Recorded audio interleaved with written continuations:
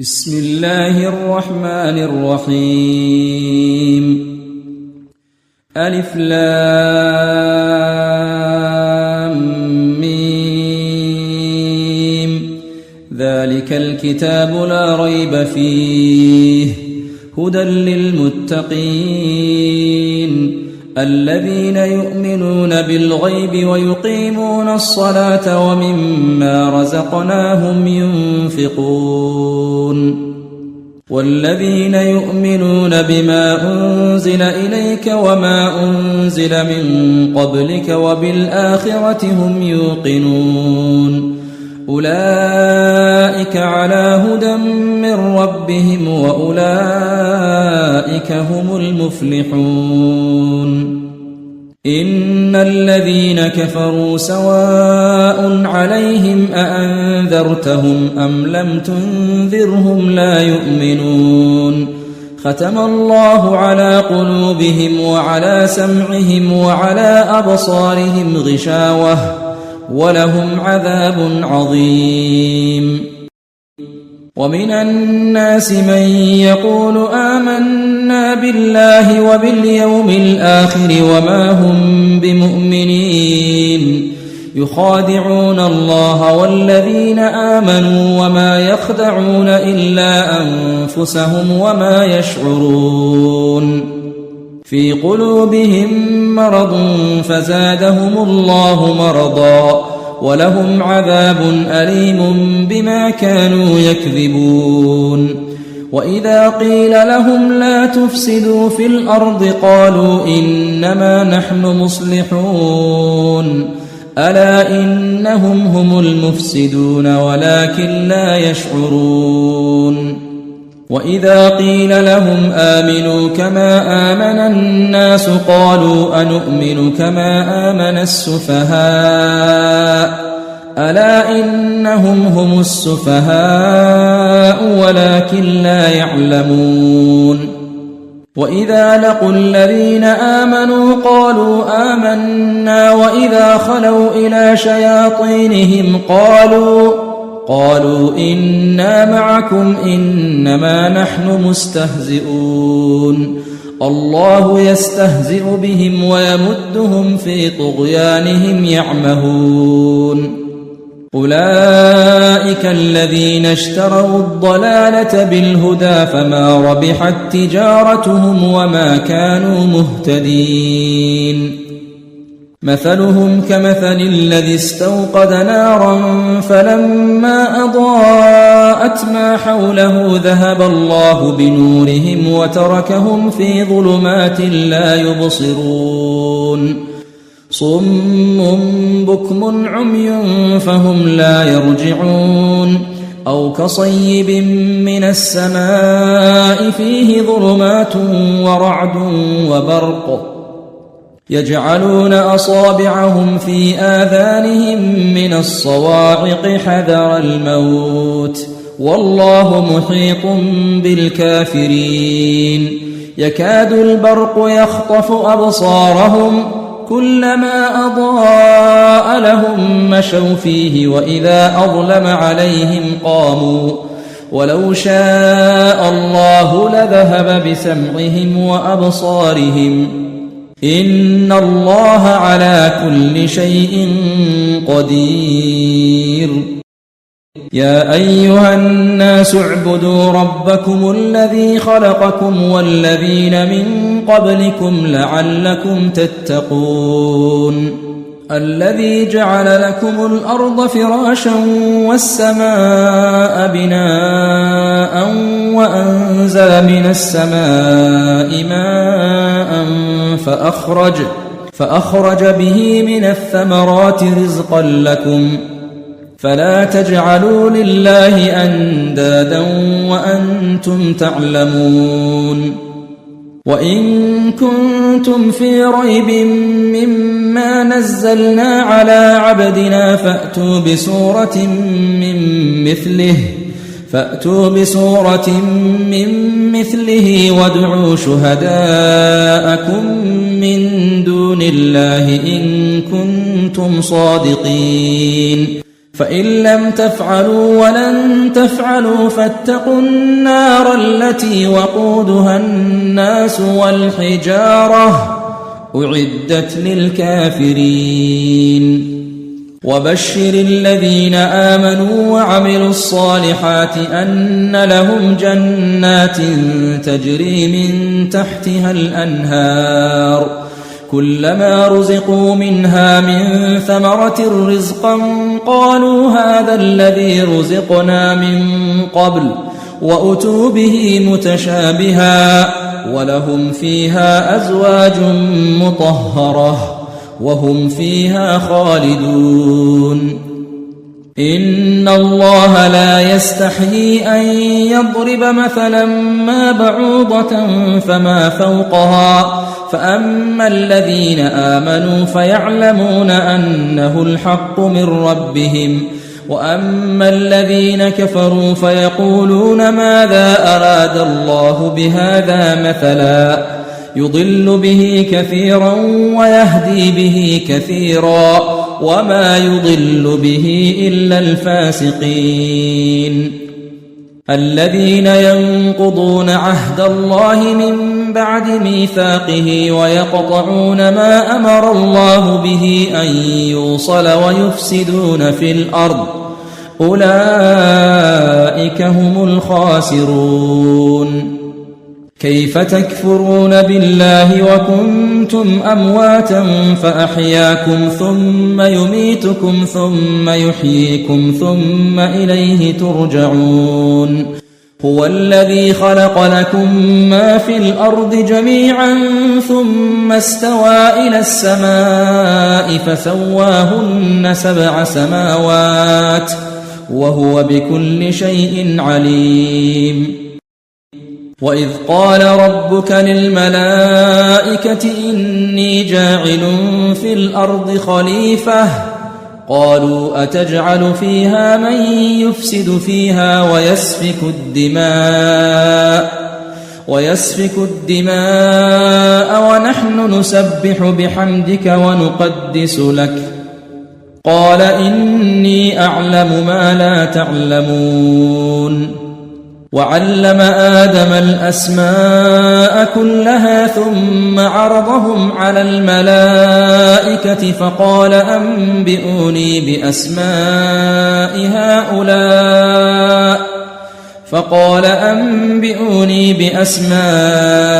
هؤلاء إن كنتم صادقين قالوا سبحانك لا علم لنا إلا ما علمتنا إنك أنت العليم الحكيم قال يا آدم أنبئهم بأسمائهم فلما أنبأهم بأسمائهم قال ألم أقل لكم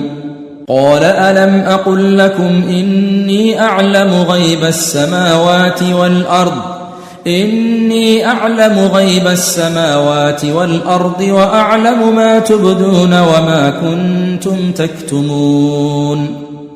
وإذ قلنا للملائكة اسجدوا لآدم فسجدوا إلا إبليس أبى واستكبر وكان من الكافرين وقلنا يا آدم اسكن أنت وزوجك الجنة وكلا منها رغدا حيث شئتما ولا تقربا هذه الشجرة فتكونا من الظالمين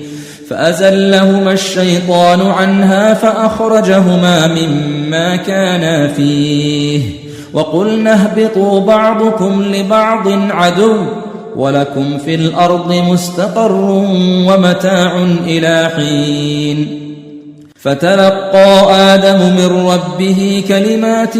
فتاب عليه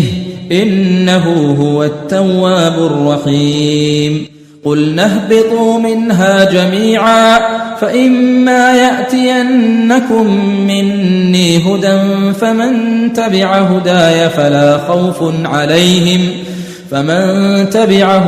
فلا خوف عليهم ولا هم يحزنون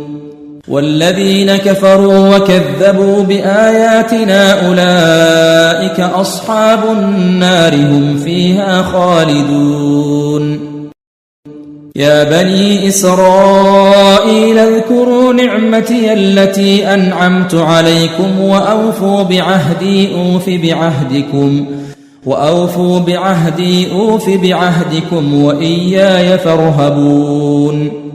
وآمنوا بما أنزلت مصدقا لما معكم ولا تكونوا أول كافر به ولا تشتروا بآياتي ثمنا قليلا وإياي فاتقون ولا تلبسوا الحق بالباطل وتكتموا الحق وأنتم تعلمون وأقيموا الصلاة وآتوا الزكاة واركعوا مع الراكعين أتأمرون الناس بالبر وتنسون أنفسكم وأنتم تتلون الكتاب أفلا تعقلون واستعينوا بالصبر والصلاة وإنها لكبيرة إلا على الخاشعين الذين يظنون أنهم ملاقو ربهم وأنهم إليه راجعون يا بني إسرائيل اذكروا نعمتي التي أنعمت عليكم وأني فضلتكم على العالمين واتقوا يوما لا تجزي نفس عن نفس شيئا ولا يقبل منها شفاعة ولا يؤخذ منها عدل ولا هم ينصرون وإذ نجيناكم من آل فرعون يسومونكم سوء العذاب يذبحون أبناءكم ويستحيون نساءكم وفي ذلكم بلاء من ربكم عظيم وإذ فرقنا بكم البحر فأنجيناكم وأغرقنا آل فرعون وأنتم تنظرون وإذ واعدنا موسى 40 ليلة ثم اتخذتم العجل من بعده وأنتم ظالمون ثم عفونا عنكم من بعد ذلك لعلكم تشكرون وإذ آتينا موسى الكتاب والفرقان لعلكم تهتدون وإذ قال موسى لقومه يا قوم إنكم ظلمتم أنفسكم باتخاذكم العجل فتوبوا إلى بارئكم فاقتلوا أنفسكم ذلكم خير لكم عند بارئكم فتاب عليكم إنه هو التواب الرحيم وإذ قلتم يا موسى لن نؤمن لك حتى نرى الله جهرة فأخذتكم الصاعقة وأنتم تنظرون ثم بعثناكم من بعد موتكم لعلكم تشكرون وظللنا عليكم الغمام وأنزلنا عليكم المن والسلوى كلوا من طيبات ما رزقناكم وما ظلمونا ولكن كانوا أنفسهم يظلمون وإذ قلنا ادخلوا هذه القرية فكلوا منها حيث شئتم رغدا وادخلوا الباب سجدا وقولوا حطة نغفر لكم خطاياكم وسنزيد المحسنين فبدل الذين ظلموا قولا غير الذي قيل لهم فأنزلنا على الذين ظلموا رجزا من السماء بما كانوا يفسقون وإذ استسقى موسى لقومه فقلنا اضرب بعصاك الحجر فانفجرت منه 12 عينا قد علم كل أناس مشربهم كلوا واشربوا من رزق الله ولا تعثوا في الأرض مفسدين وإذ قلتم يا موسى لن نصبر على طعام واحد فادع لنا ربك يخرج لنا مما تنبت الأرض من بقلها وقثائها وفومها وعدسها وبصلها قال أتستبدلون الذي هو أدنى بالذي هو خير اهبطوا مصرا فإن لكم ما سألتم وضربت عليهم الذلة والمسكنة وباءوا بغضب من الله ذلك بأنهم كانوا يكفرون بآيات الله ويقتلون النبيين بغير الحق ذلك بما عصوا وكانوا يعتدون إن الذين آمنوا والذين هادوا والنصارى والصابئين من آمن بالله واليوم الآخر وعمل صالحا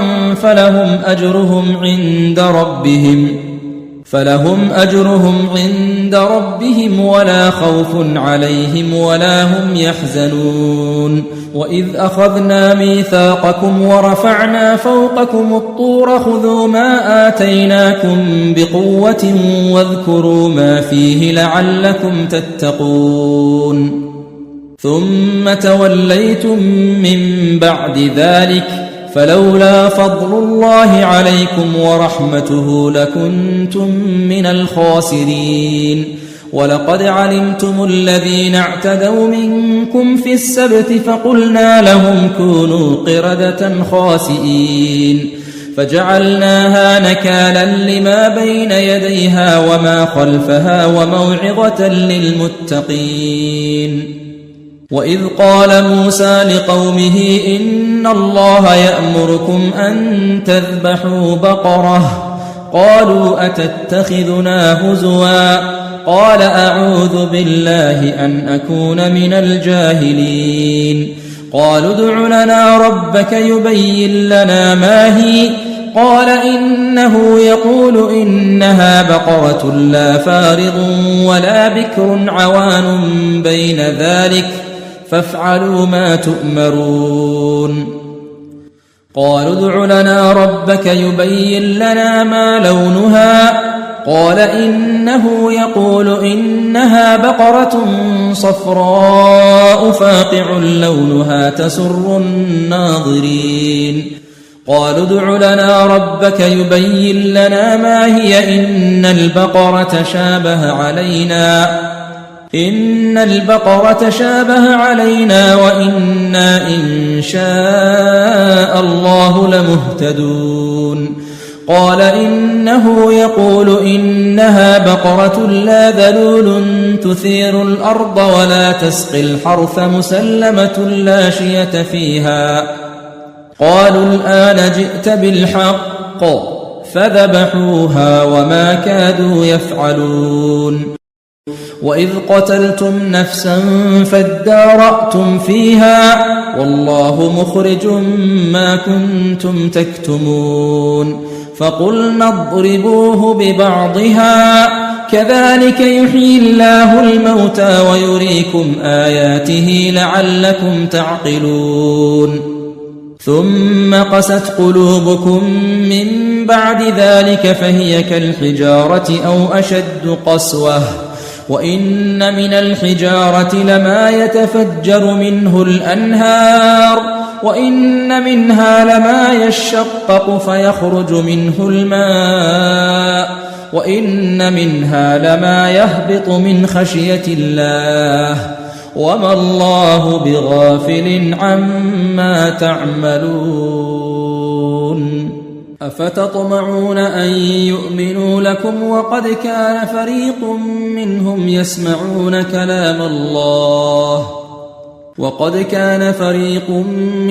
يسمعون كلام الله ثم يحرفونه من بعد ما عقلوه وهم يعلمون وإذا لقوا الذين آمنوا قالوا آمنا وإذا خلا بعضهم إلى بعض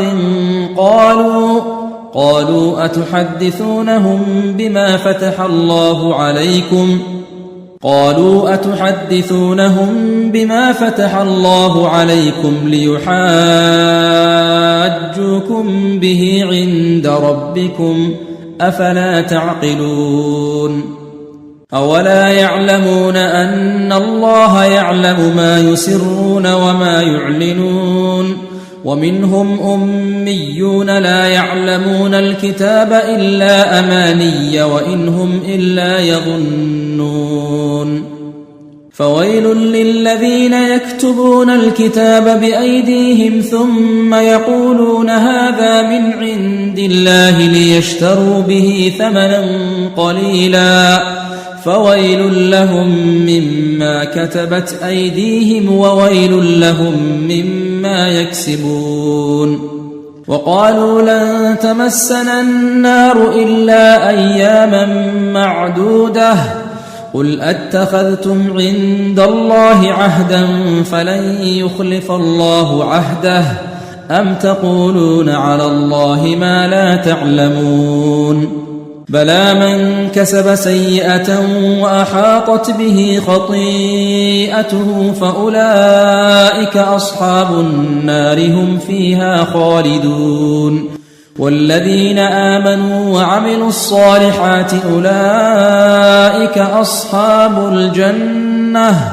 هم فيها خالدون وإذ أخذنا ميثاق بني إسرائيل لا تعبدون إلا الله وبالوالدين إحسانا وذي القربى واليتامى والمساكين وقولوا للناس حسنا وأقيموا الصلاة وآتوا الزكاة ثم توليتم إلا قليلا منكم وأنتم معرضون وإذ أخذنا ميثاقكم لا تسفكون دماءكم ولا تخرجون أنفسكم من دياركم ثم أقررتم وأنتم تشهدون ثم أنتم هؤلاء تقتلون أنفسكم وتخرجون فريقا منكم من ديارهم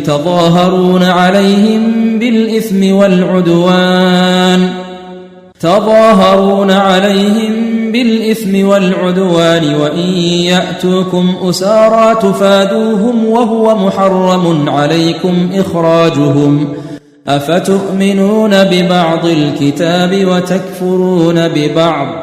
فما جزاء من يفعل ذلك منكم إلا خزي في الحياة الدنيا ويوم القيامة يردون إلى أشد العذاب وما الله بغافل عما تعملون أولئك الذين اشتروا الحياة الدنيا بالآخرة فلا يخفف عنهم العذاب ولا هم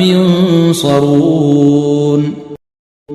ولقد آتينا موسى الكتاب وقفينا من بعده بالرسل وآتينا عيسى ابن مريم البينات وأيدناه بروح القدس أفكلما جاءكم رسول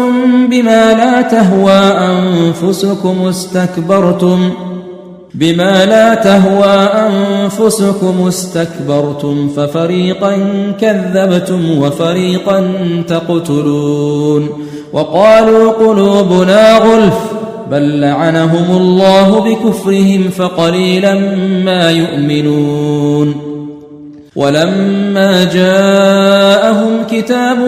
من عند الله مصدق لما معهم وكانوا من قبل يستفتحون على الذين كفروا فلما جاءهم ما عرفوا كفروا به فلعنة الله على الكافرين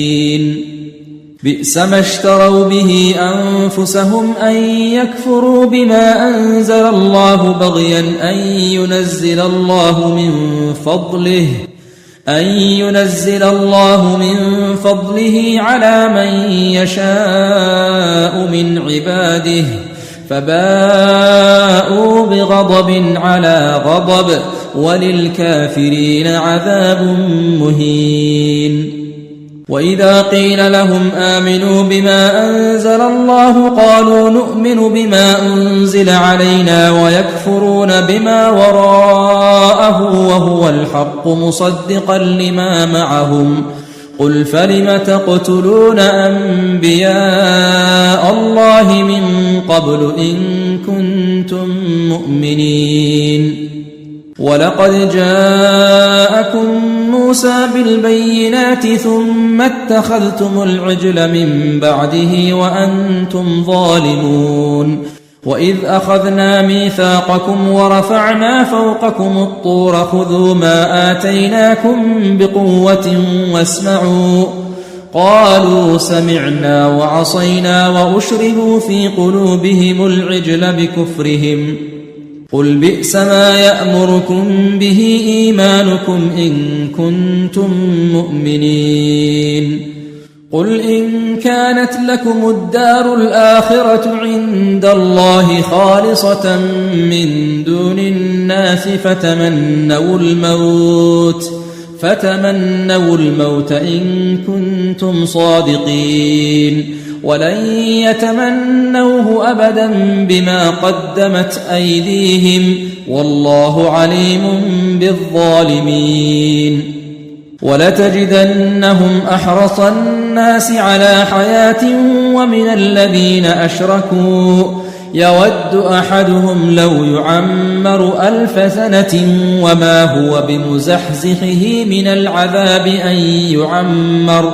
والله بصير بما يعملون. قل من كان عدوا لجبريل فإنه نزله على قلبك بإذن الله مصدقا لما بين يديه وهدى وبشرى للمؤمنين. من كان عدوا لله وملائكته ورسله وجبريل وميكال فإن الله عدو للكافرين. ولقد أنزلنا إليك آيات بينات وما يكفر بها إلا الفاسقون. أوكلما عاهدوا عهدا نبذه فريق منهم بل أكثرهم لا يؤمنون. ولما جاءهم رسول من عند الله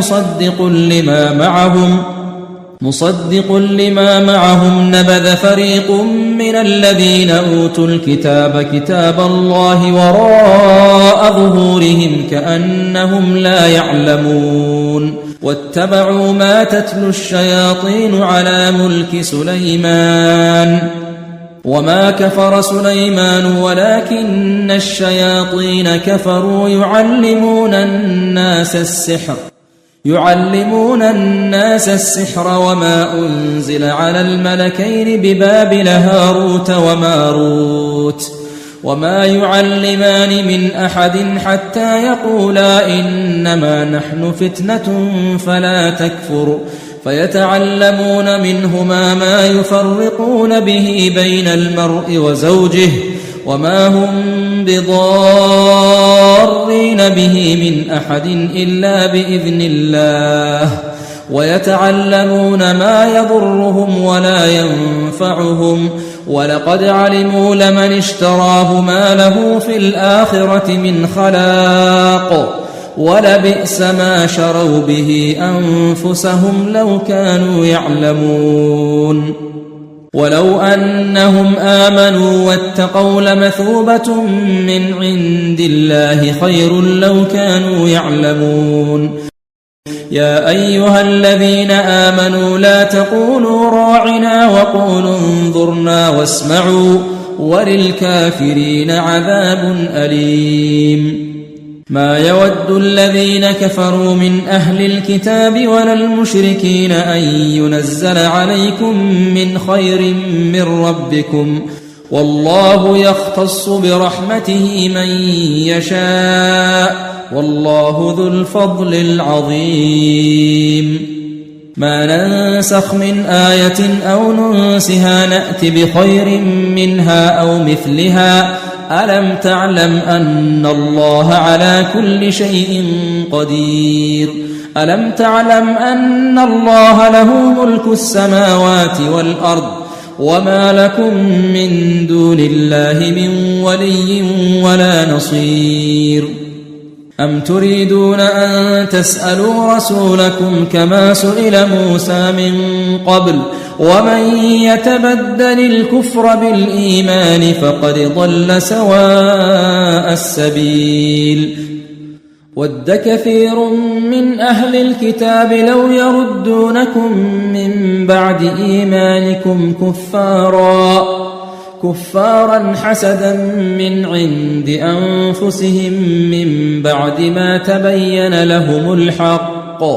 فاعفوا واصفحوا حتى يأتي الله بأمره، إن الله على كل شيء قدير. وأقيموا الصلاة وآتوا الزكاة وما تقدموا لأنفسكم من خير تجدوه عند الله، إن الله بما تعملون بصير. وقالوا لن يدخل الجنة إلا من كان هودا أو نصارى، تلك أمانيهم، قل هاتوا برهانكم إن كنتم صادقين. بلى من أسلم وجهه لله وهو محسن فله أجره عند ربه ولا خوف عليهم ولا هم يحزنون. وقالت اليهود ليست النصارى على شيء، وقالت النصارى ليست اليهود على شيء وهم يتلون الكتاب، كذلك قال الذين لا يعلمون مثل قولهم، فالله يحكم بينهم يوم القيامة فيما كانوا فيه يختلفون. ومن أظلم ممن منع مساجد الله أن يذكر فيها اسمه وسعى في خرابها، أولئك ما كان لهم أن يدخلوها إلا خائفين، لهم في الدنيا خزي ولهم في الآخرة عذاب عظيم. ولله المشرق والمغرب، فأينما تولوا فثم وجه الله، إن الله واسع عليم. وقالوا اتخذ الله ولدا سبحانه، بل له ما في السماوات والأرض كل له قانتون، بديع السماوات والأرض، وإذا قضى أمرا فإنما يقول له كن فيكون. وقال الذين لا يعلمون لولا يكلمنا الله أو تأتينا آية، كذلك قال الذين من قبلهم مثل قولهم تشابهت قلوبهم قد بينا الآيات لقوم يوقنون. إنا أرسلناك بالحق بشيرا ونذيرا، ولا تسأل عن أصحاب الجحيم. ولن ترضى عنك اليهود ولا النصارى حتى تتبع ملتهم، قل إن هدى الله هو الهدى، ولئن اتبعت أهواءهم بعد الذي جاءك من العلم ما لك من الله من ولي ولا نصير. الذين آتيناهم الكتاب يتلونه حق تلاوته أولئك يؤمنون به، ومن يكفر به فأولئك هم الخاسرون. يا بني إسرائيل اذكروا نعمتي التي أنعمت عليكم وأني فضلتكم على العالمين واتقوا يوما لا تجزي نفس عن نفس شيئا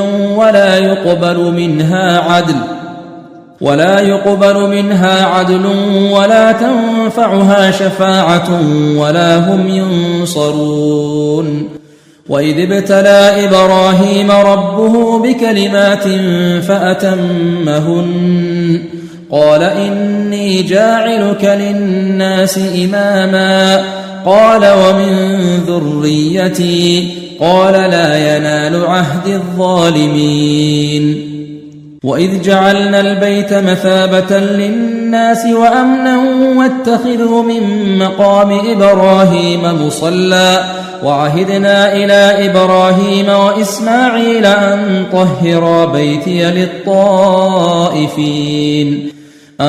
طهرا بيتي للطائفين والعاكفين والركع السجود وإذ قال إبراهيم رب اجعل هذا بلدا آمنا وارزق أهله من الثمرات من آمن منهم بالله واليوم الآخر قال ومن كفر فأمتعه قليلا ثم أضطره إلى عذاب النار وبئس المصير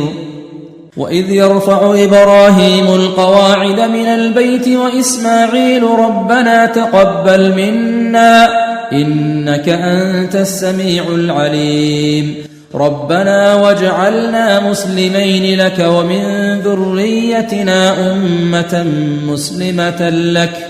وأرنا مناسكنا وتب علينا إنك أنت التواب الرحيم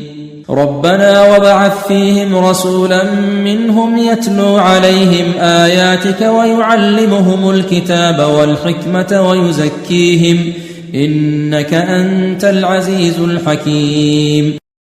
ومن يرغب عن ملة إبراهيم إلا من سفه نفسه ولقد اصطفيناه في الدنيا وإنه في الآخرة لمن الصالحين إذ قال له ربه أسلم قال أسلمت لرب العالمين ووصى بها إبراهيم بنيه ويعقوب يا بني إن الله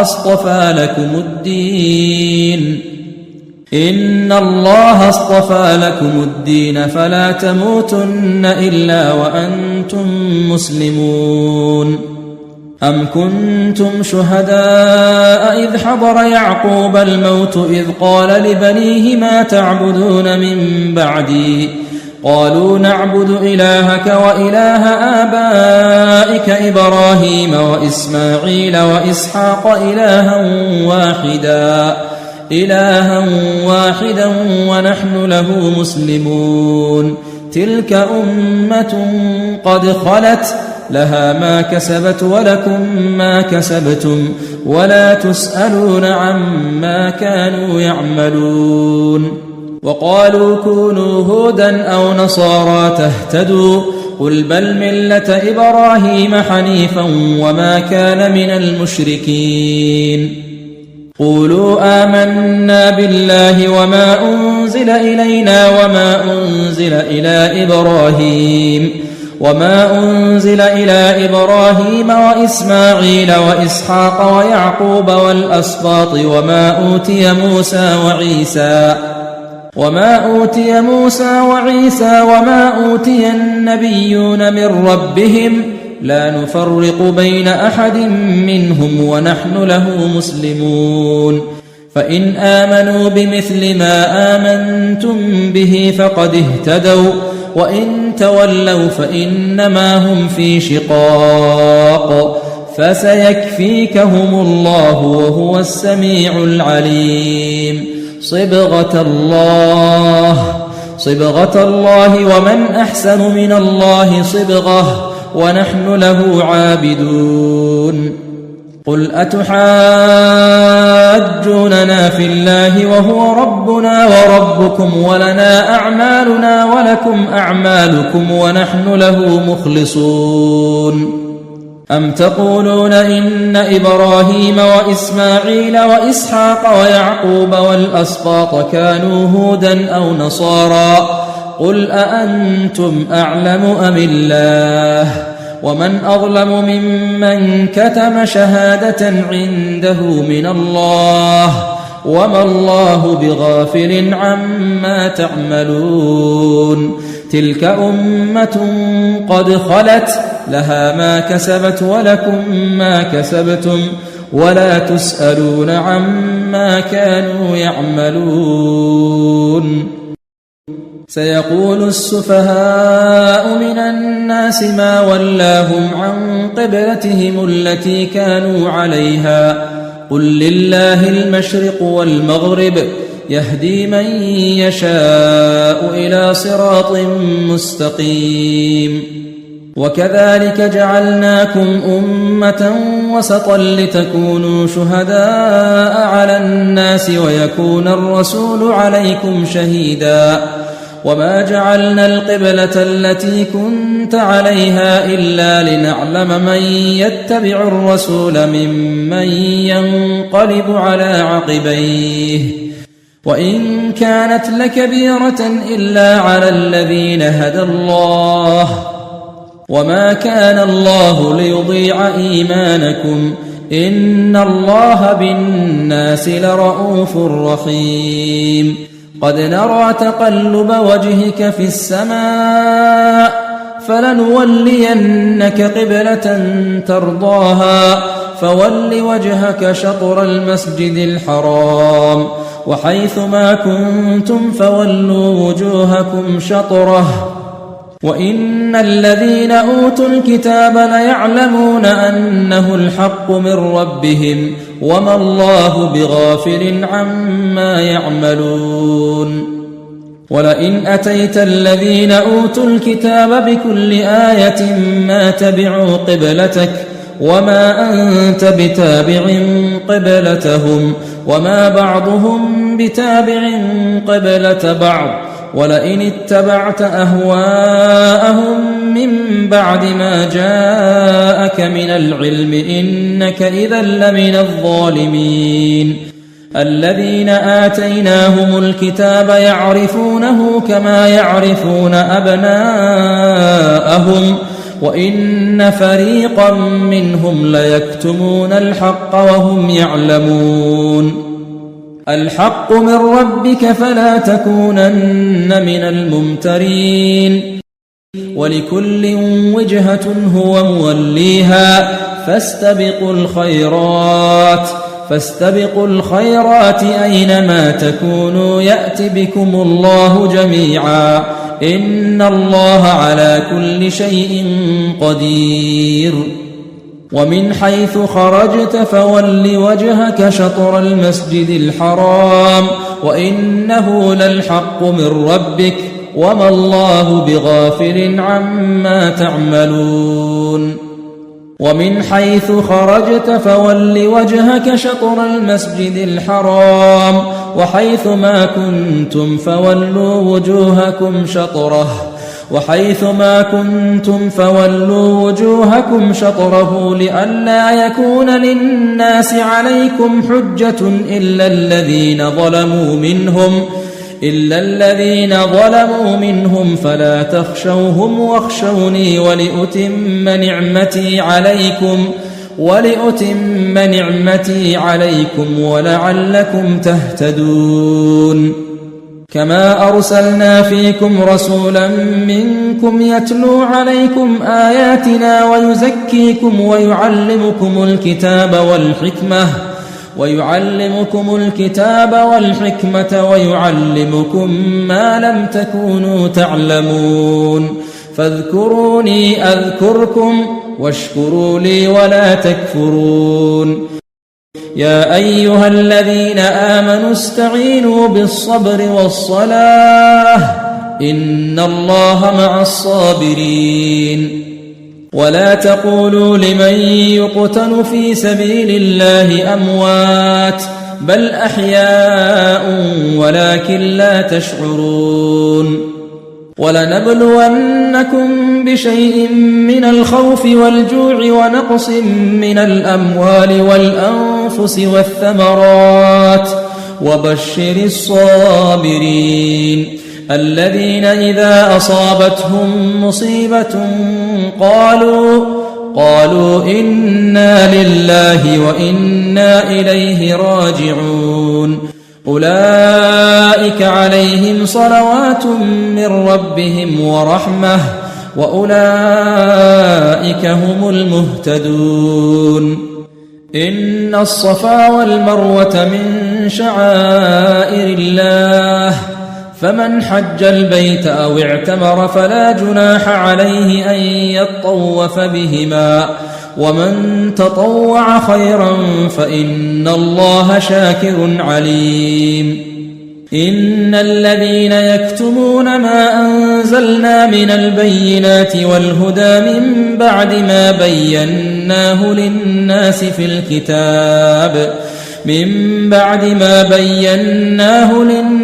في الكتاب أولئك يلعنهم الله ويلعنهم اللاعنون إلا الذين تابوا وأصلحوا وبينوا فأولئك أتوب عليهم وأنا التواب الرحيم إن الذين كفروا وماتوا وهم كفار أولئك عليهم لعنة الله والملائكة والناس أجمعين خالدين فيها لا يخفف عنهم العذاب ولا هم ينظرون وإلهكم إله واحد لا إله إلا هو الرحمن الرحيم إن في خلق السماوات والأرض واختلاف الليل والنهار والفلك التي تجري في البحر بما ينفع الناس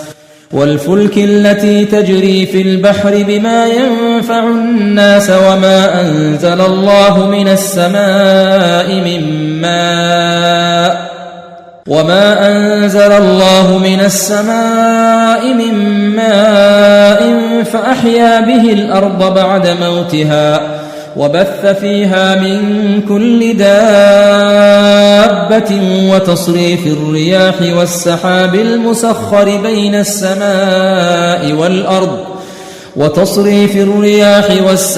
المسخر بين السماء والأرض لآيات لقوم يعقلون ومن الناس من يتخذ من دون الله أندادا يحبونهم كحب الله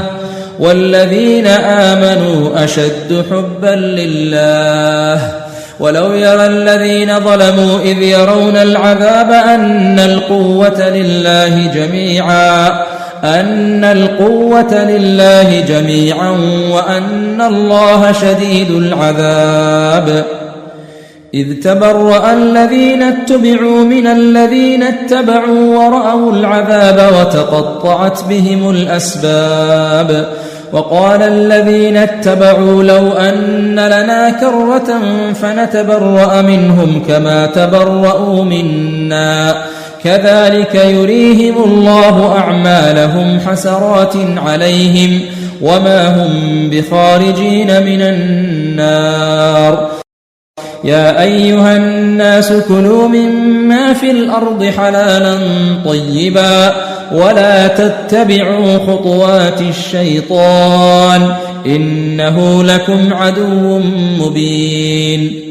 إنما يأمركم بالسوء والفحشاء وأن تقولوا على الله ما لا تعلمون وإذا قيل لهم اتبعوا ما أنزل الله قالوا بل نتبع ما ألفينا عليه آباءنا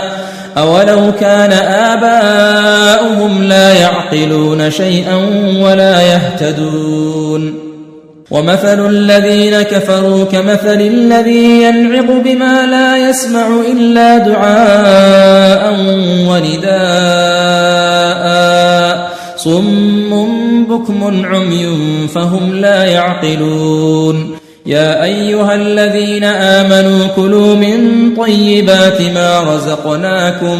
كلوا من طيبات ما رزقناكم واشكروا لله إن كنتم إياه تعبدون إنما حرم عليكم الميتة والدم ولحم الخنزير وما أهل به لغير الله فمن اضطر غير باغ ولا عاد فلا إثم عليه إن الله غفور رحيم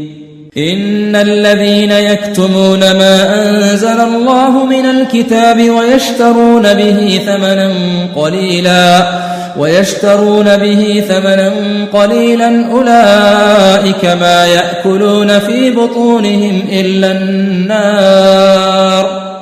أولئك ما يأكلون في بطونهم إلا النار ولا يكلمهم الله يوم القيامة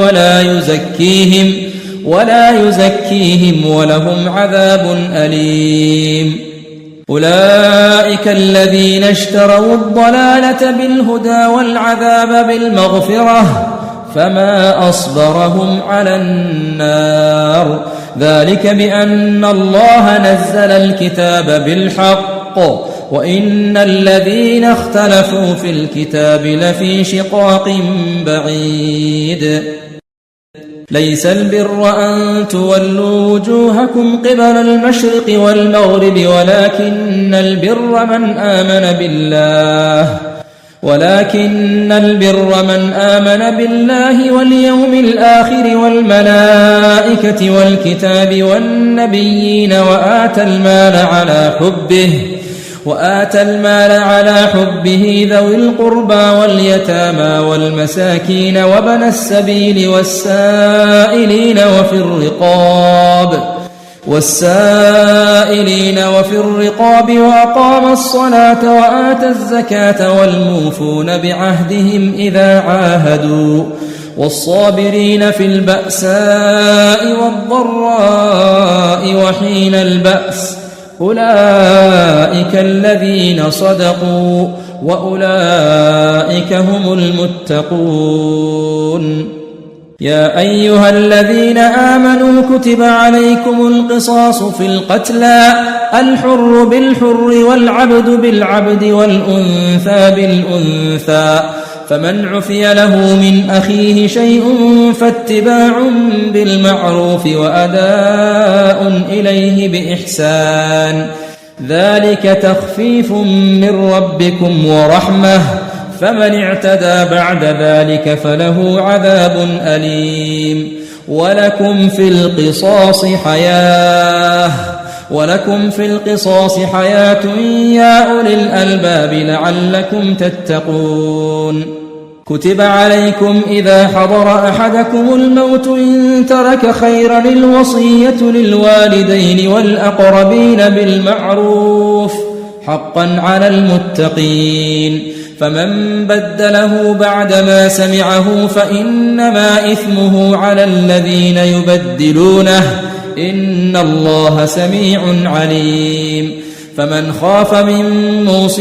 جنفا أو إثما فأصلح بينهم فلا إثم عليه إن الله غفور رحيم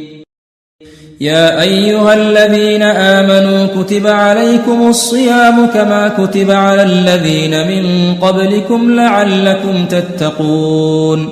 أياما معدودات فمن كان منكم مريضا أو على سفر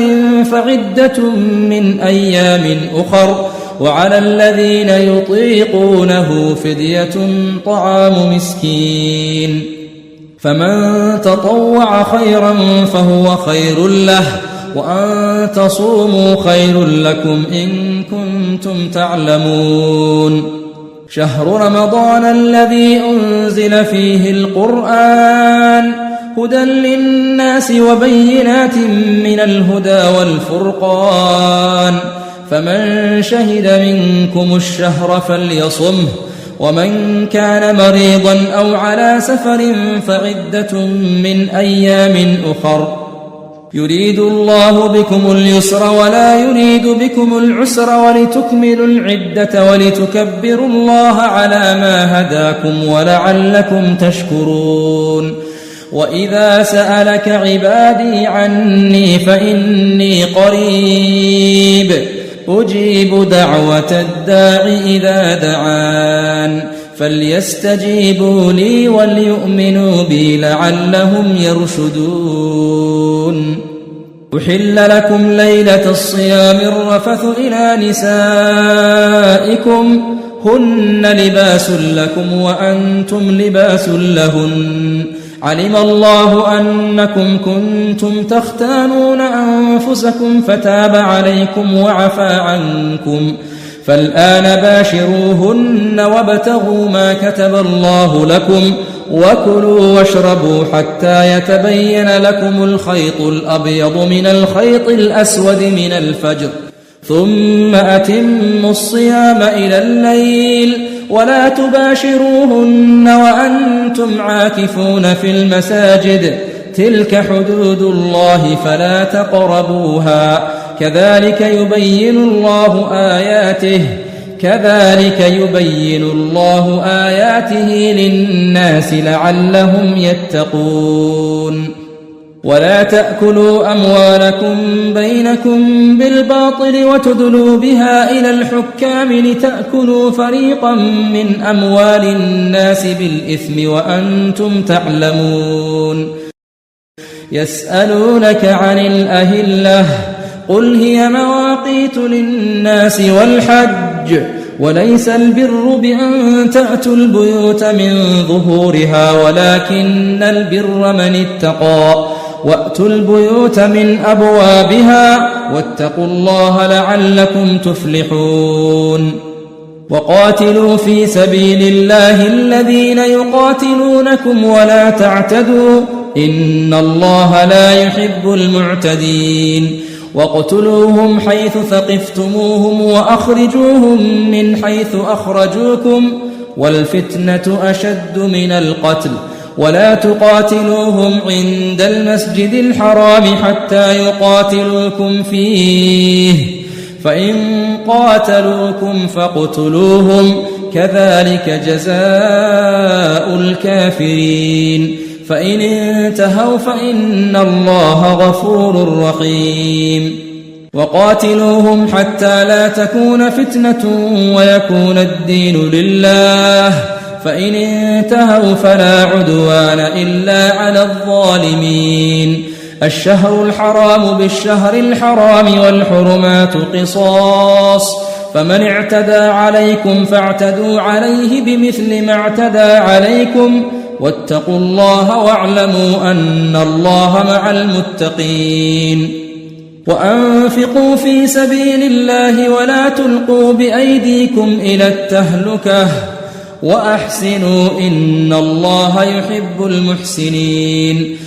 وأتموا الحج والعمرة لله فإن أحصرتم فما استيسر من الهدي ولا تحلقوا رؤوسكم حتى يبلغ الهدي محله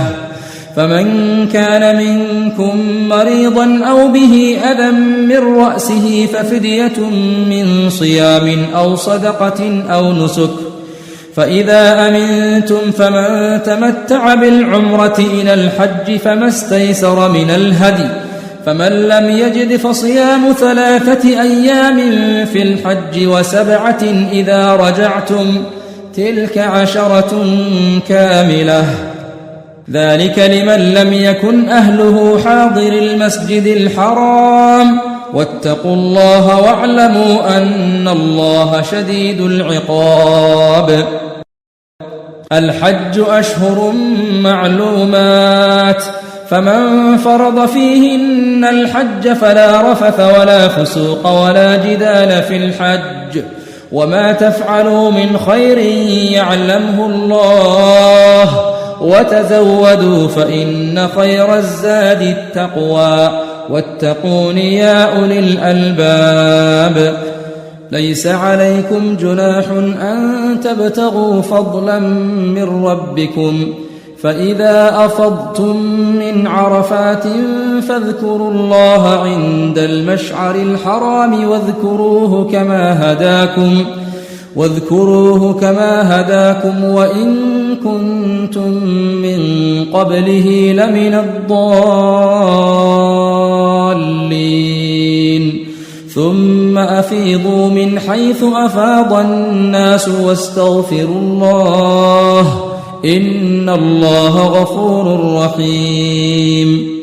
فإذا قضيتم مناسككم فاذكروا الله كذكركم آباءكم أو أشد ذكرا فمن الناس من يقول ربنا آتنا في الدنيا وما له في الآخرة من خلاق ومنهم من يقول ربنا آتنا في الدنيا حسنة وفي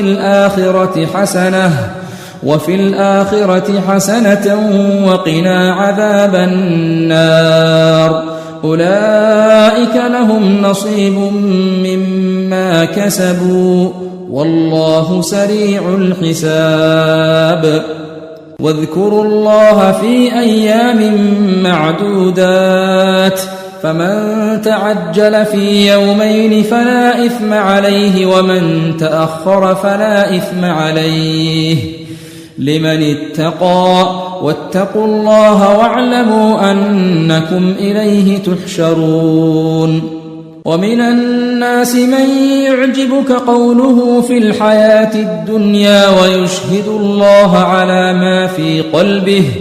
ويشهد الله على ما في قلبه وهو ألد الخصام وإذا تولى سعى في الأرض ليفسد فيها ويهلك الحرث والنسل والله لا يحب الفساد وإذا قيل له اتق الله أخذته العزة بالإثم فحسبه جهنم ولبئس المهاد ومن الناس من يشري نفسه ابتغاء مرضات الله والله رؤوف بالعباد يا أيها الذين آمنوا ادخلوا في السلم كافة ولا تتبعوا خطوات الشيطان إنه لكم عدو مبين فإن زللتم من بعد ما جاءتكم البينات فاعلموا أن الله عزيز حكيم هل ينظرون إلا أن يأتيهم الله في ظلل من الغمام والملائكة وقضي الأمر وإلى الله ترجع الأمور سل بني إسرائيل كم آتيناهم من آية بينة ومن يبدل نعمة الله من بعد ما جاءته فإن الله شديد العقاب زين للذين كفروا الحياة الدنيا ويسخرون من الذين آمنوا والذين اتقوا فوقهم يوم القيامة والله يرزق من يشاء بغير حساب كان الناس أمة واحدة فبعث الله النبيين مبشرين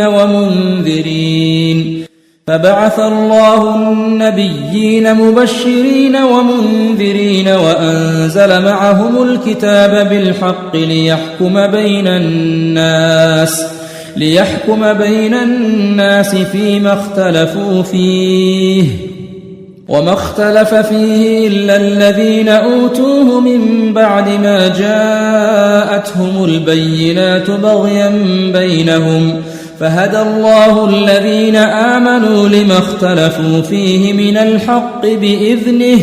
والله يهدي من يشاء إلى صراط مستقيم أم حسبتم أن تدخلوا الجنة ولما يأتكم مثل الذين خلوا من قبلكم مستهم البأساء والضراء وزلزلوا حتى حتى يقول الرسول والذين آمنوا معه متى نصر الله ألا إن نصر الله قريب يسألونك ماذا ينفقون قل ما أنفقتم من خير فللوالدين والأقربين واليتامى والمساكين وابن السبيل وما تفعلوا من خير فإن الله به عليم كتب عليكم القتال وهو كره لكم وعسى أن تكرهوا شيئا وهو خير لكم وعسى أن تحبوا شيئا وهو شر لكم والله يعلم وأنتم لا تعلمون يسألونك عن الشهر الحرام قتال فيه قل قتال فيه كبير وصد عن سبيل الله وكفر به والمسجد الحرام وإخراج أهله منه أكبر عند الله والفتنة أكبر من القتل ولا يزالون يقاتلونكم حتى يردوكم عن دينكم إن استطاعوا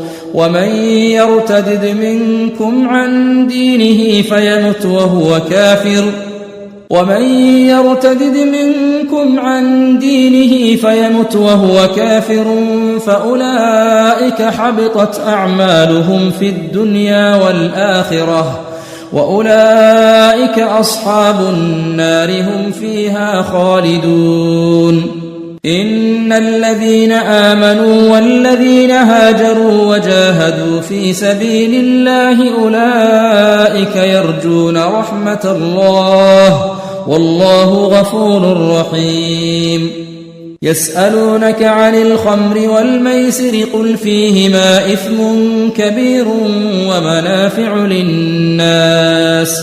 قل فيهما إثم كبير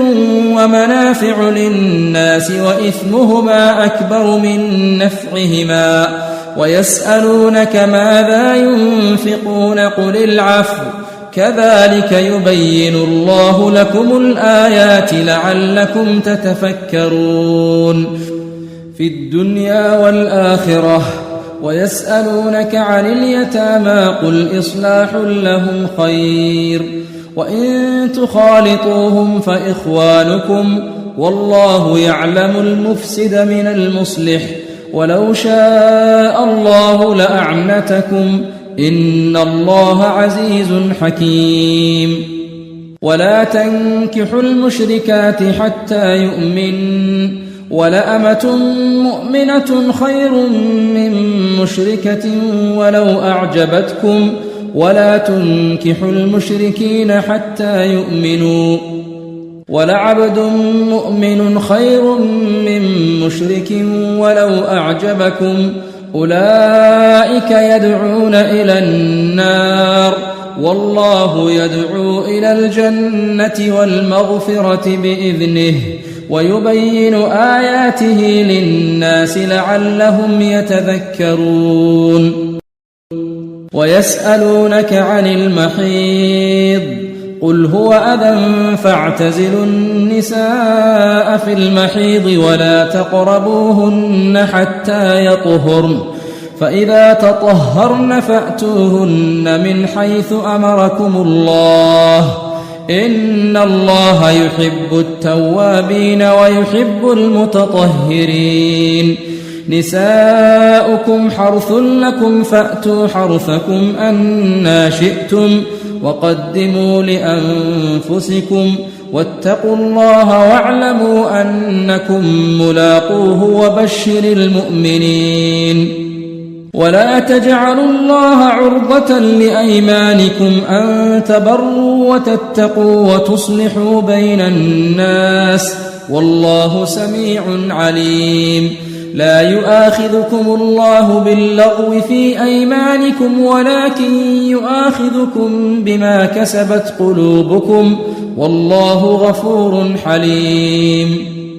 للذين يؤلون من نسائهم تربص 4 أشهر فإن فاءوا فإن الله غفور رحيم وإن عزموا الطلاق فإن الله سميع عليم والمطلقات يتربصن بأنفسهن 3 قروء ولا يحل لهن أن يكتمن ما خلق الله في أرحامهن إن كن يؤمن بالله واليوم الآخر وبعولتهن أحق بردهن في ذلك إن أرادوا إصلاحا ولهن مثل الذي عليهن بالمعروف وللرجال عليهن درجة والله عزيز حكيم. الطلاق 2 فإمساك بمعروف أو تسريح بإحسان ولا يحل لكم أن تأخذوا مما آتيتموهن شيئا إلا أن يخافا ألا يقيما حدود الله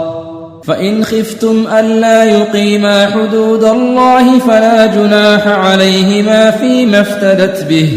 تلك حدود الله فلا تعتدوها ومن يتعد حدود الله فأولئك هم الظالمون. فإن طلقها فلا تحل له من بعد حتى تنكح زوجا غيره فإن طلقها فلا جناح عليهما أن يتراجعا إن ظنا أن يقيما حدود الله وتلك حدود الله يبينها لقوم يعلمون. وإذا طلقتم النساء فبلغن أجلهن فأمسكوهن بمعروف أو سرحوهن بمعروف ولا تمسكوهن ضرارا لتعتدوا ومن يفعل ذلك فقد ظلم نفسه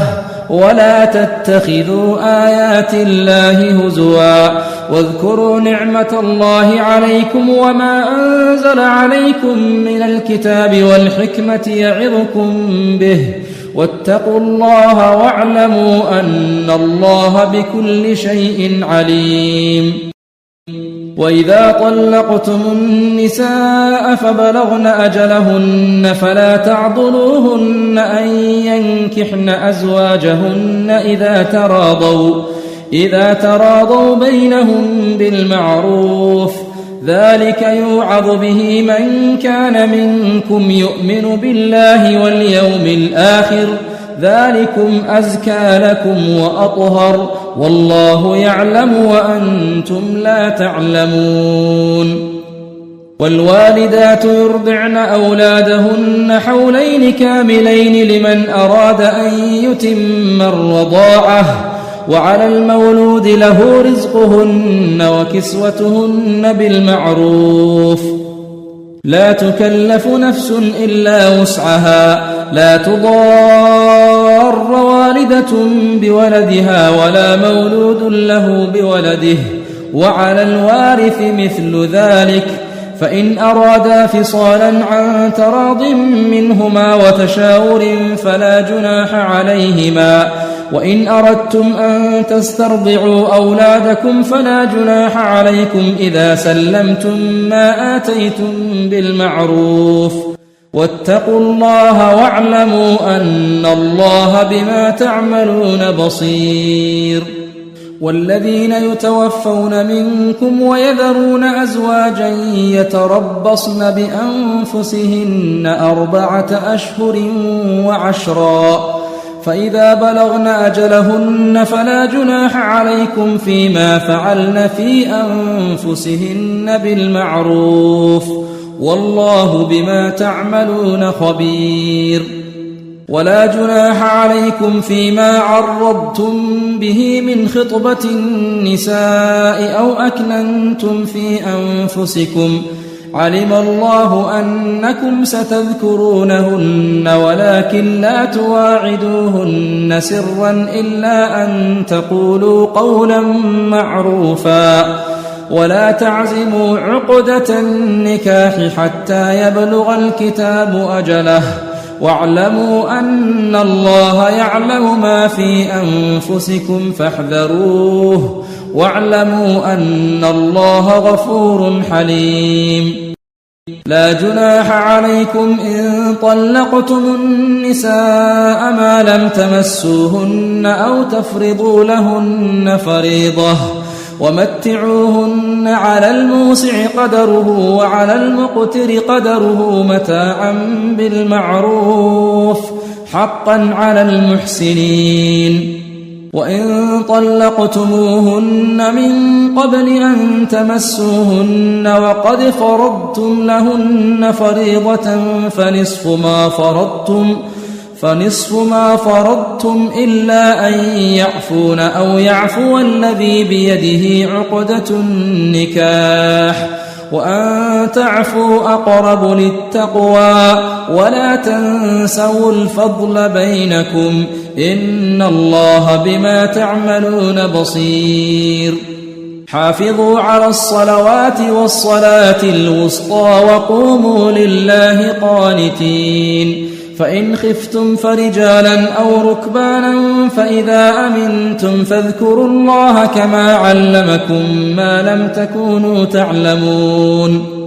والذين يتوفون منكم ويذرون أزواجا وصية لأزواجهم متاعا إلى الحول غير إخراج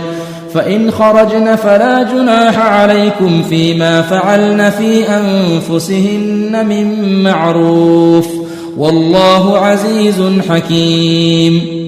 وللمطلقات متاع بالمعروف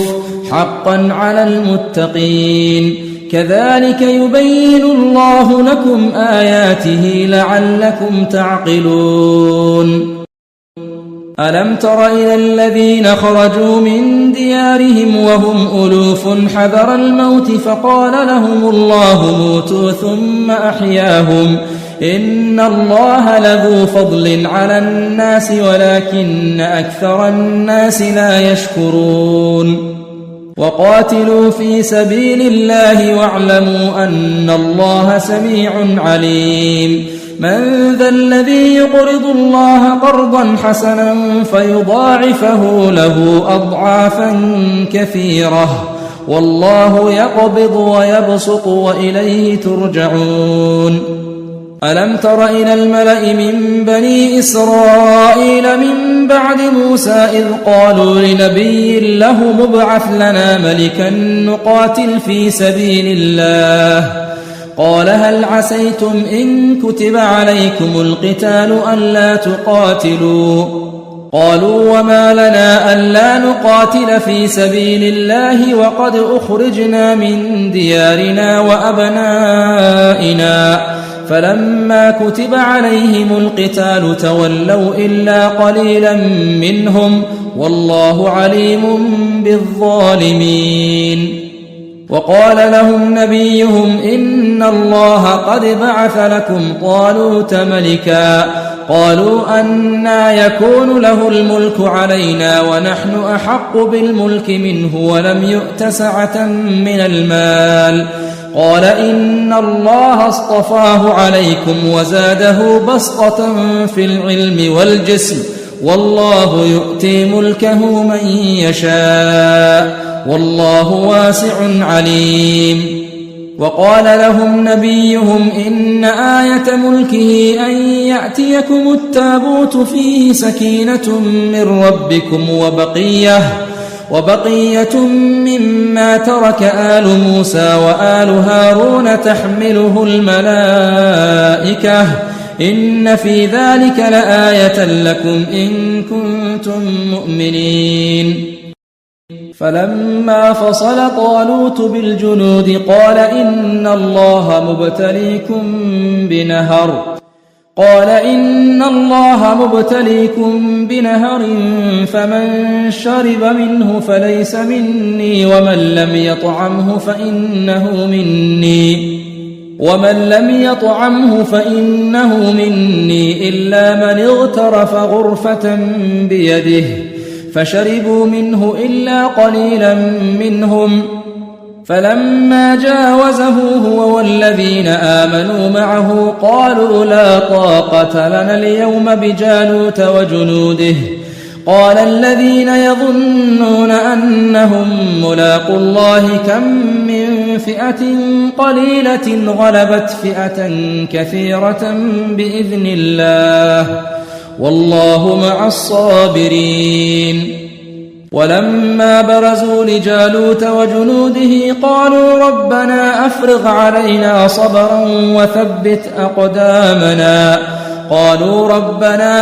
علينا صبرا وثبت أقدامنا وانصرنا على القوم الكافرين فهزموهم بإذن الله وقتل داود جالوت وآتاه الله الملك والحكمة وعلمه مما يشاء ولولا دفع الله الناس بعضهم ببعض لفسدت الأرض ولكن الله ذو فضل على العالمين تلك آيات الله نتلوها عليك بالحق وإنك لمن المرسلين تلك الرسل فضلنا بعضهم على بعض منهم من كلم الله ورفع بعضهم درجات وآتينا عيسى ابن مريم البينات وأيدناه بروح القدس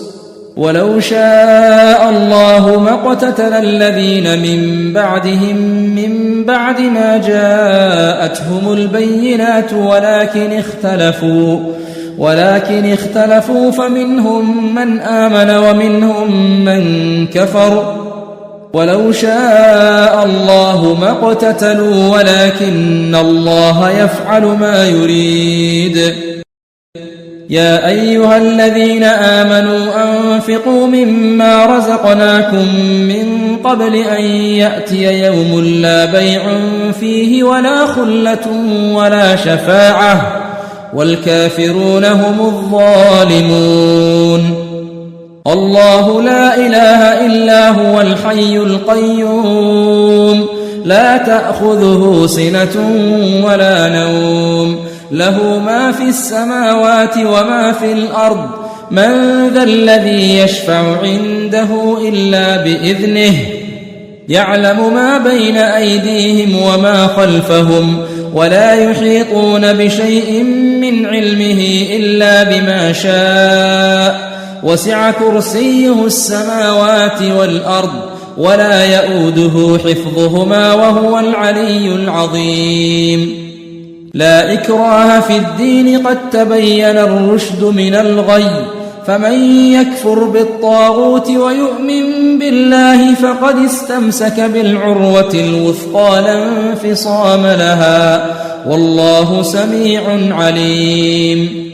الله ولي الذين آمنوا يخرجهم من الظلمات إلى النور والذين كفروا أولياؤهم الطاغوت يخرجونهم من النور إلى الظلمات أولئك أصحاب النار هم فيها خالدون ألم تر إلى الذي حاج إبراهيم في ربه أن آتاه الله الملك إذ قال إبراهيم ربي الذي يحيي ويميت قال أنا أحيي وأميت قال إبراهيم فإن الله يأتي بالشمس من المشرق فأت بها من المغرب فبهت الذي كفر والله لا يهدي القوم الظالمين أو كالذي مر على قرية وهي خاوية على عروشها قال أنى يحيي هذه الله بعد موتها فأماته الله 100 عام ثم بعثه قال كم لبثت قال لبثت يوما أو بعض يوم قال بل لبثت 100 عام فانظر إلى طعامك وشرابك لم يتسنه وانظر إلى حمارك ولنجعلك آية للناس وانظر إلى العظام كيف ننشزها ثم نكسوها لحما فلما تبين له قال أعلم أن الله على كل شيء قدير. وإذ قال إبراهيم رب أرني كيف تحيي الموتى قال أولم تؤمن قال بلى ولكن ليطمئن قلبي قال فخذ 4 من الطير فصرهن إليك ثم اجعل على كل جبل منهن جزءا ثم ادعهن يأتينك سعيا واعلم أن الله عزيز حكيم. مثل الذين ينفقون أموالهم في سبيل الله كمثل حبة أنبتت 7 سنابل في كل سنبلة 100 حبة والله يضاعف لمن يشاء والله واسع عليم. الذين ينفقون أموالهم في سبيل الله ثم لا يتبعون ما أنفقوا منا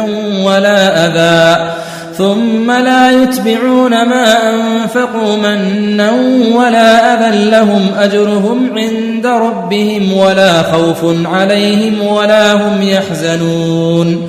قول معروف ومغفرة خير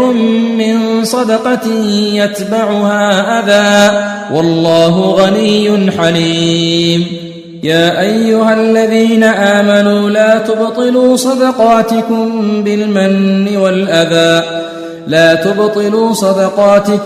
بالمن والأذى كالذي ينفق ماله رئاء الناس ولا يؤمن بالله واليوم الآخر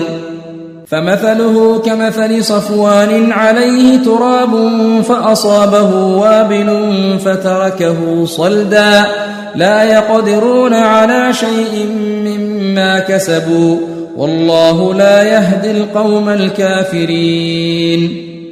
ومثل الذين ينفقون أموالهم ابتغاء مرضات الله وتثبيتا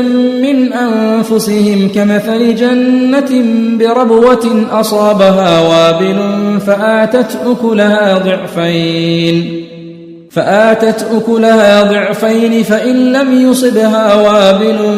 فطل والله بما تعملون بصير. أيود أحدكم أن تكون له جنة من نخيل وأعناب تجري من تحتها الأنهار له فيها من كل الثمرات وأصابه الكبر وله ذرية ضعفاء فأصابها إعصار فيه نار فاحترقت كذلك يبين الله لكم الآيات لعلكم تتفكرون. يا أيها الذين آمنوا أنفقوا من طيبات ما كسبتم ومما أخرجنا لكم من الأرض ولا تيمموا الخبيث منه تنفقون ولستم بآخذيه إلا أن تغمضوا فيه واعلموا أن الله غني حميد. الشيطان يعدكم الفقر ويأمركم بالفحشاء والله يعدكم مغفرة منه وفضلا والله واسع عليم. يؤتي الحكمة من يشاء ومن يؤت الحكمة فقد أوتي خيرا كثيرا وما يذكر إلا أولو الألباب. وما أنفقتم من نفقة أو نذرتم من نذر فإن الله يعلمه وما للظالمين من أنصار. إن تبدوا الصدقات فنعما هي، وإن تخفوها وتؤتوها الفقراء فهو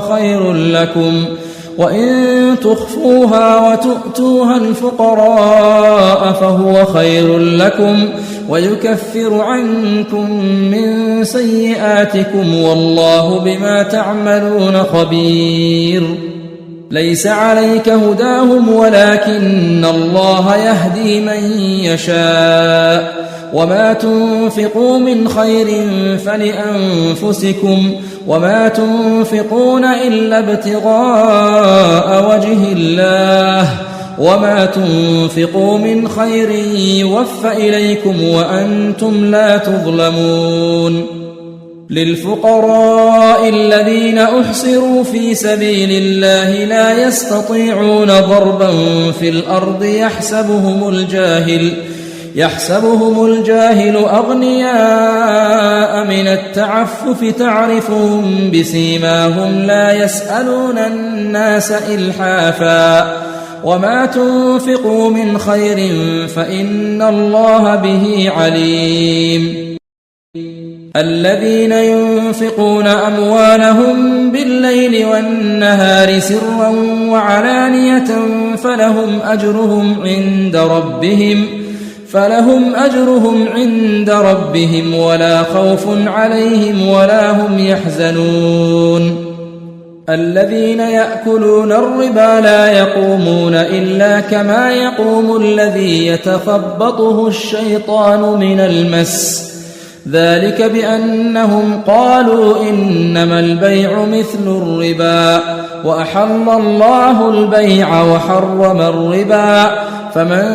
جاءه موعظة من ربه فانتهى فله ما سلف وأمره إلى الله، ومن عاد فأولئك أصحاب النار هم فيها خالدون. يمحق الله الربا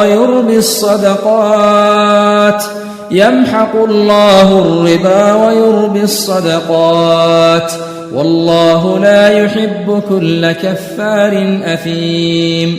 إن الذين آمنوا وعملوا الصالحات وأقاموا الصلاة وآتوا الزكاة لهم أجرهم عند ربهم ولا خوف عليهم ولا هم يحزنون. يا أيها الذين آمنوا اتقوا الله وذروا ما بقي من الربا إن كنتم مؤمنين، فإن لم تفعلوا فأذنوا بحرب من الله ورسوله، وإن تبتم فلكم رؤوس أموالكم لا تظلمون ولا تظلمون. وإن كان ذو عسرة فنظرة إلى ميسرة، وأن تصدقوا خير لكم إن كنتم تعلمون. واتقوا يوما ترجعون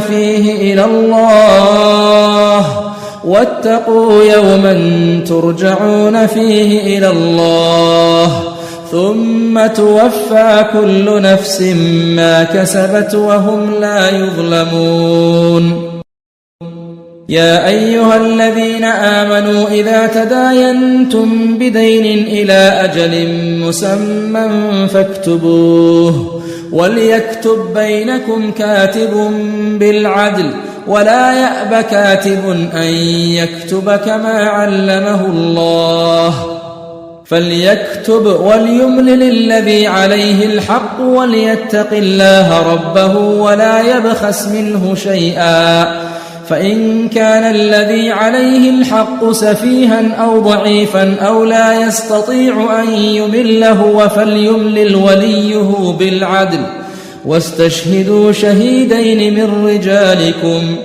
فإن لم يكونا رجلين فرجل وامرأتان ممن ترضون من الشهداء أن تضل إحداهما فتذكر إحداهما الأخرى، ولا يأبى الشهداء إذا ما دعوا، ولا تسأموا أن تكتبوه صغيرا أو كبيرا إلى أجله، ذلكم أقسط عند الله وأقوم للشهادة وأدنى ألا ترتابوا، إلا أن تكون تجارة حاضرة تديرونها بينكم فليس عليكم جناح ألا تكتبوها، وأشهدوا إذا تبايعتم، ولا يضار كاتب ولا شهيد، وإن تفعلوا فإنه فسوق بكم، واتقوا الله ويعلمكم الله، والله بكل شيء عليم. وإن كنتم على سفر ولم تجدوا كاتبا فرهان مقبوضة،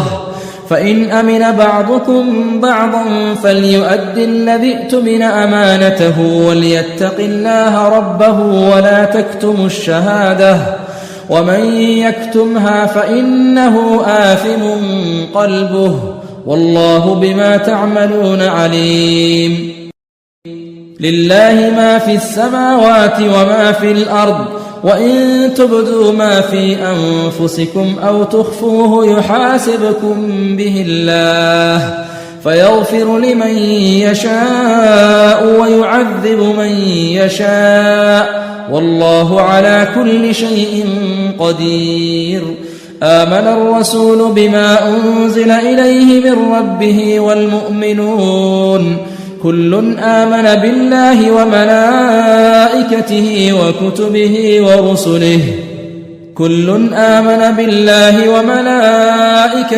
وكتبه ورسله لا نفرق بين أحد من رسله، وقالوا سمعنا وأطعنا غفرانك ربنا وإليك المصير.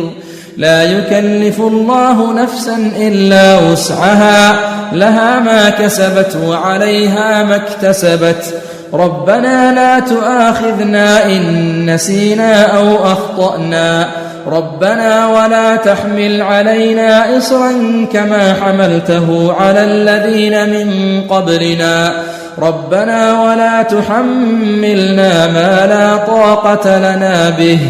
واعف عنا واغفر لنا وارحمنا، أنت مولانا فانصرنا على القوم الكافرين.